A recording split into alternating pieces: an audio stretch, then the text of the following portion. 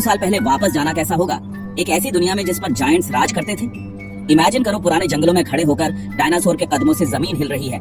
एक खोए हुए एरा के असली शासक। उनकी कहानी है पावर की, सर्वाइवल की और एक मिस्टीरियस एंड की जो हमें आज भी फैसिनेट करती है। चलो मेसोजॉइक एरा में एक साथ चलते हैं, अपनी मॉडर्न दुनिया को पीछे छोड़कर इन इनक्रेडिबल क्रिएचर्स की लाइफ को एक्सप्लोर करने। डायनासोर कहां से आए? इसका जवाब अर्थ के बहुत अंदर है, फॉसिल्स में, नेचर की टाइम कैप्सूल्स में। एक ऐसी दुनिया में जो एक मैसिव एक्सटिंक्शन से रिकवर हो रही थी, रेप्टाइल्स के एक ग्रुप ने इवॉल्व करना शुरू किया, जिससे डायनासोर के युग की शुरुआत हुई। 240 मिलियन साल पहले पृथ्वी एक बहुत ही अलग जगह थी।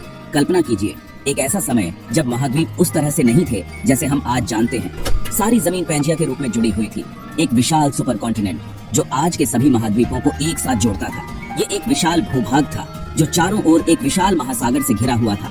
एक हॉट ड्राई दुनिया जहाँ पहले डायनासोर उभरे। यह ट्राइसेक काल था और परिस्थितियां आधुनिक जीवन के लिए बहुत चुनौतीपूर्ण थीं। रेगिस्तान दूर दूर तक फैले हुए थे और जलवायु कठोर थी। वे आर्कियोसॉर से इवॉल्व हुए, सरीसृपों का एक समूह जो ट्राइसेक काल के दौरान फला फूला। आर्कियोसॉर में डायनासोर, मगरमच्छ और पक्षी शामिल हैं। छोटे और फुर्तीले शुरू हुए, ये शुरुआती डायनासोर अपने समय के अन्य प्राणियों की तुलना में अपेक्षाकृत छोटे थे। उनकी फुर्ती और अनुकूलन क्षमता ने उन्हें इस बदलते वातावरण में जीवित रहने में मदद की। कुछ तो मुर्गियों से भी बड़े नहीं थे। ज्यादातर डायनासोर ने अंडे से जीवन शुरू किया, जैसे आज के पक्षी और सरीसृप करते हैं।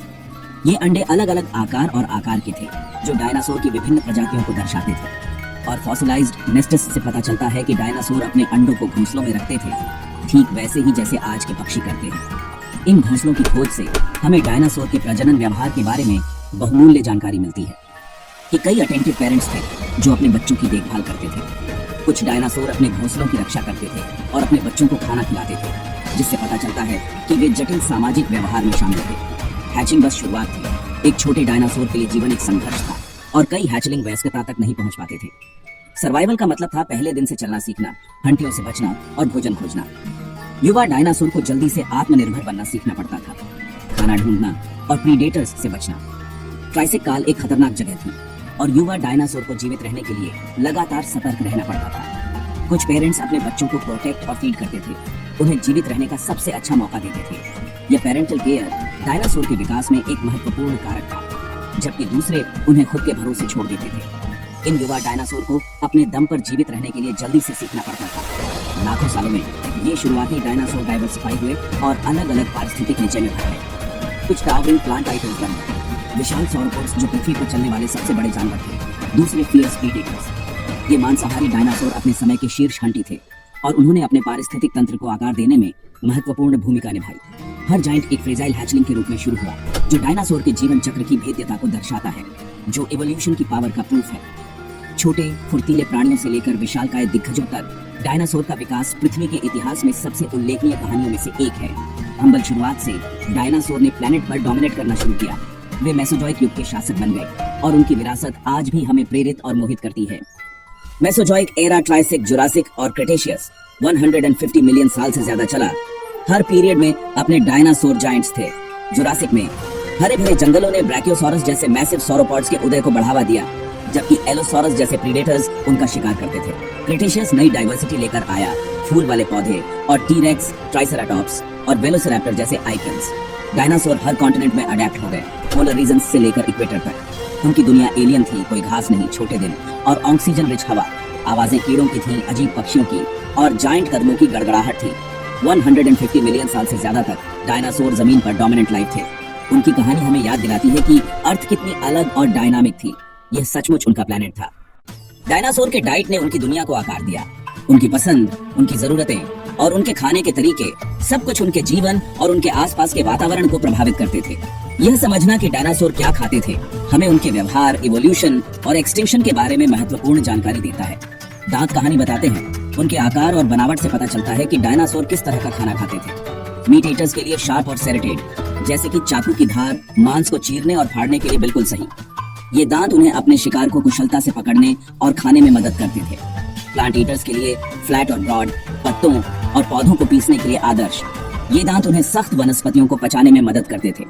हर्बीवोर्स छोटे हिप्सिलोफोडॉन से लेकर जो शायद फर्न और छोटे पौधों को खाते थे, मैसिव टाइटनसोसॉर तक जो पेड़ों की ऊंची शाखाओं तक पहुंचने के लिए अपनी लंबी गर्दन का इस्तेमाल करते थे।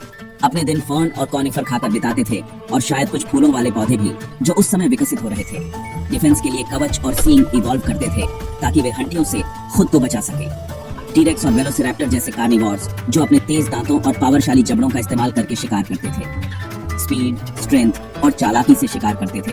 वे अपने शिकार को पकड़ने के लिए अलग अलग रणनीतियों का इस्तेमाल करते थे। कुछ तो झुंड में भी शिकार करते थे जिससे वे बड़े और खतरनाक शिकार को भी हरा सकते थे। स्पाइनोसॉरस टीरेक्स से भी बड़ा एक विशालकाय हंटी था। नदियों में मछली का शिकार करता था जो उसे एक अनोखा और विशिष्ट हंटी बनाता था। फॉसिलिज्ड दांत, हड्डियां और अन्य अवशेष हमें डायनासोर के डाइट के बारे में बताते हैं और यहाँ तक कि पेट की सामग्री भी प्राचीन फूडवेयर को दिखाती है, जिससे पता चलता है कि कौन किसको खाता था। ओविरैप्टर जैसे ओमनिवोरस जो सर्वाहारी थे, पौधे, अंडे और छोटे जानवर खाते थे, जिससे उन्हें जीवित रहने के लिए विभिन्न प्रकार के संसाधन मिलते थे। हर डायनासोर की लाइफ खाने की तलाश के इर्द गिर्द घूमती थी। ये उनके दैनिक जीवन का एक महत्वपूर्ण हिस्सा था। उनके इवोल्यूशन को ड्राइव करती थी और उनकी दुनिया को आकार देती थी। उनकी डाइट ने उनके शरीर, व्यवहार और उनके आसपास के वातावरण के साथ उनके इंटरैक्शन को प्रभावित किया। प्रीहिस्टोरिक इकोसिस्टम हंटियों और शिकार का एक नाजुक संतुलन था, जिसमें हर डायनासोर की डाइट एक महत्वपूर्ण भूमिका निभाती थी। एक डायनासोर का दिन खाने और जीवित रहने की एक निरंतर खोज थी। ट्राइसेराटॉप्स जैसे हर्बीवोर्स सुरक्षा के लिए झुंड में चलते थे, उनके बच्चे वयस्कों द्वारा सुरक्षित रहते थे। टीरेक्स जैसे प्रीडेटर्स धैर्य और शक्ति पर निर्भर करते थे, शिकार करने के लिए तेज इंद्रियों का उपयोग करते थे। जीवन खाने, खतरे से बचने और बच्चों को पालने का एक चक्र था। फॉसिलाइज्ड ट्रैकवे और नेस्ट दिखाते हैं कि डायनासोर समूहों में रहते थे, अपने बच्चों की देखभाल करते थे और शायद आवाजों और प्रदर्शनों से संवाद करते थे। दुनिया पैक्सों, प्रीडेटरों और प्राचीन पौधों की सरसराहट की आवाजों से गूंजती थी। हर दिन एक संघर्ष था, लेकिन प्रीहिस्टोरिक जीवन की सुंदरता और जटिलता का भी एक प्रमाण था। डायनासोर एक खतरनाक और अद्भुत दुनिया में पनपे। उनकी सामाजिक जीवन और जीवित रहने की रणनीतियां आज के जानवरों की तरह ही हैं। 150 मिलियन साल तक डायनासोर ने राज किया, जब तक 66 मिलियन साल पहले आपदा नहीं आई। एक मैसिव एस्टेरॉयड ने अर्थ से टकराया, जिससे चिक्सुलूप क्रेटर बना और ग्लोबल स्केल पर तबाही मच गई। आग, सुनामी और अंधेरा छा गया क्योंकि धूल ने सूरज को ढक दिया, जिससे पौधे मर गए और फूड चेन कोलैप्स हो गई। हर्बीवोर्स भूख से मर गए, उसके तुरंत बाद कार्निवोर्स भी। इंडिया में वोल्केनिक इरप्शन ने संकट को और खराब कर दिया होगा, लेकिन एस्टेरॉयड आखिरी झटका था। केवल छोटे एडेप्टेबल क्रिएचर्स बचे। महान डायनासोर का युग समाप्त हो गया, फॉसिल्स और एक बदली हुई दुनिया छोड़ गया। उनके एक्सटिंक्शन ने मैमल्स और आखिरकार हमें के लिए रास्ता बनाया।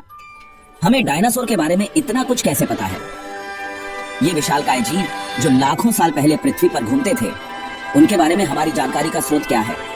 फॉसिल्स हड्डियां जो समय के साथ पत्थर बन चुकी हैं, ये उनके जीवन काल की कहानियां बताती हैं। ये सिर्फ पत्थर नहीं है, ये अतीत के संदेश हैं। पैरों के निशान जो कभी गीली मिट्टी पर बने थे और अब चट्टानों में हमेशा के लिए कैद हैं, उनके चलने के तरीके और उनके जीवन के बारे में सुराग देते हैं। अंडे नाजुक गोले जो कभी जीवन से भरपूर थे, अब हमें उनके प्रजनन और पालन पोषण के बारे में बताते हैं। हमारे सुराग हैं। ये सभी चीजें मिलकर हमें डायनासोर के जीवन के बारे में जानकारी देती हैं। पैलियोंटोलॉजिस्ट जासूसों की तरह काम करते हैं, जो इन क्लूजों को ढूंढते हैं और उनका विश्लेषण करते हैं। वे वैज्ञानिक और खोजकर्ता दोनों हैं। इन प्राचीन अवशेषों की तलाश में दूर दराज के बंजर इलाकों की खोज करते हैं। वे रेगिस्तान, पहाड़ों और जंगलों में जाते हैं, जहां उन्हें उम्मीद होती है कि उन्हें कुछ नया मिलेगा। फॉसिल्स की खुदाई एक पेनस्टेकिंग काम है, जिसमें धैर्य और सावधानी की आवश्यकता होती है। एक छोटी सी गलती से भी लाखों साल पुरानी जानकारी नष्ट हो सकती है, लेकिन हर डिस्कवरी पास्ट को फिर से बनाने में मदद करती है। हर एक हड्डी, हर एक निशान हमें डायनासोर के जीवन को समझने में मदद करता है। हड्डियां आकार, मूवमेंट और डाइट बताती हैं। वे हमें बताते हैं कि डायनासोर कितने बड़े थे, वे कैसे चलते थे और वे क्या खाते थे। खोपड़ियां इंद्रियों का संकेत देती हैं। उनकी आंखें कितनी बड़ी थीं, उनकी सुनने की क्षमता कैसी थी और उनका दिमाग कितना बड़ा था। दांत दिखाते हैं कि उन्होंने क्या खाया। क्या वे मांस खाते थे, पौधे खाते थे या दोनों? उनके दांत हमें बताते हैं। फॉसिलाइज्ड पैरों के निशान हमें स्पीड और सोशल बिहेवियर के बारे में बताते हैं। क्या वे अकेले चलते थे या झुंड में? वे कितनी तेजी से दौड़ सकते थे? दुर्लभ खोजें, स्किन इंप्रेशंस, अंडे, यहाँ तक कि पेट की सामग्री हमें उनके रंग, बनावट और अंतिम भोजन के बारे में जानकारी देती है। विविध डिटेल्स जोड़ती है। ये विवरण हमें डायनासोर को और भी बेहतर ढंग से समझने में मदद करते हैं। हर फॉसिल पहेली का एक टुकड़ा है जो हमें डायनासोर के जीवन के बारे में एक बड़ी तस्वीर बनाने में मदद करता है, जो हमें डायनासोर की खोई हुई दुनिया को जीवंत करने में मदद करता है। यह एक रोमांचक यात्रा है जो कभी खत्म नहीं होती। डायनासोर की कहानी पत्थर में लिखी है, जो लाखों वर्षों से दबी हुई है और समय के साथ धीरे धीरे सामने आ रही है, जिसे उजागर होने का इंतजार है। और जैसे जैसे हम और अधिक खोजते हैं, हम इन अद्भुत जीवों के बारे में और भी अधिक सीखते हैं। एक्सटिंक्शन सभी डायनासोर का अंत नहीं था। साइंस ने उनके जीवित वंशजों को दिखाया है। पक्षी चीन से मिले फॉसिल्स छोटे पंख वाले डायनासोर दिखाते हैं, कुछ फेदर्सों के साथ, कुछ प्रिमिटिव फ्लाइट के साथ। पंख गर्मी के लिए शुरू हुए होंगे, लेकिन ग्लाइडिंग और आखिरकार फ्लाइट के लिए इवॉल्व हुए। समय के साथ कुछ डायनासोर पहले सच्चे पक्षी बन गए, जो मास एक्सटिंक्शन से बच गए। उनके छोटे आकार, उड़ान और अलग अलग डाइट ने उन्हें जीवित रहने में मदद की। हर गौरैया, कबूतर और बाज एक जीवित डायनासोर है। डायनासोर का युग जारी है, न केवल पत्थर में बल्कि हमारे ऊपर आसमान में भी। उनकी विरासत आज हम देखते हर पक्षी में जीवित है। डायनासोर के युग के माध्यम से हमारी यात्रा जायंट्स की दुनिया, एपिक स्ट्रगल्स और एस्टोनिशिंग चेंजेस को दिखाती है। उनके एक्सटिंक्शन ने मैमल्स और हमारे लिए रास्ता साफ किया। पैलियोंटोलॉजिस्ट नए डिटेल्स को उजागर करना जारी रखते हैं, जो हमें इस खोई हुई दुनिया से जोड़ते हैं। पक्षी हमें याद दिलाते हैं कि डायनासोर की कहानी खत्म नहीं हुई। सबसे बड़े, जैसे अर्जेंटीनासॉरस, आज जीवित किसी भी चीज को ड्वार्फ कर देते हैं। अर्थ के इतिहास के सच्चे टाइटन्स। उनकी कहानी पत्थर में लिखी और पक्षियों द्वारा आगे बढ़ाई गई। हमें तब तक प्रेरित करती रहेगी जब तक हम पीछे देखते रहेंगे और सोचते रहेंगे।